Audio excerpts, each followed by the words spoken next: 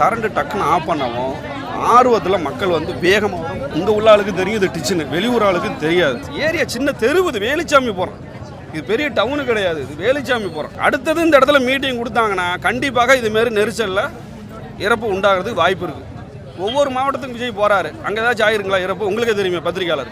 நெரிசல் அதிகமாக வரும்னு தெரியும் அவங்களுக்கு.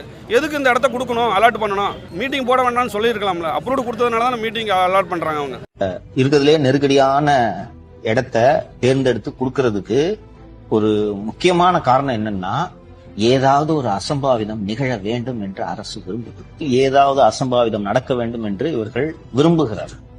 உங்களுக்கு அசம்பாவிதம் இல்லாமல் நன்றாக நடக்க வேண்டும் என்று நினைத்தால் ஒரு நிர்வாகம் என்ன செய்யும் என்றால், இருக்கிறதுல கொஞ்சம் ஓபன் ஸ்பேஸ் அதிகமா இருக்கக்கூடிய இடம், ஓகேவா, குரூஷியல் ஜங்ஷன் இல்லாம கொடுக்கலாம். இவங்க தான் 10-15 இடம் கொடுக்குறாங்களே, இவங்க வேணுக்குன்னு இதை பண்றாங்களோ?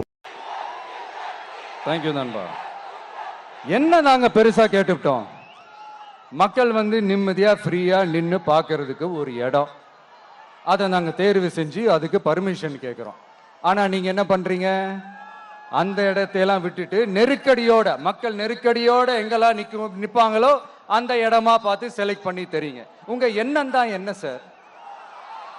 நான் அவங்கள பார்க்க கூடாது, அவங்களோட பேசக்கூடாது, அவங்க குறைகளை கேட்க கூடாது, அவங்களுக்காக குரல் கொடுக்க கூடாது, என்னதான் சார் உங்க எண்ணம்?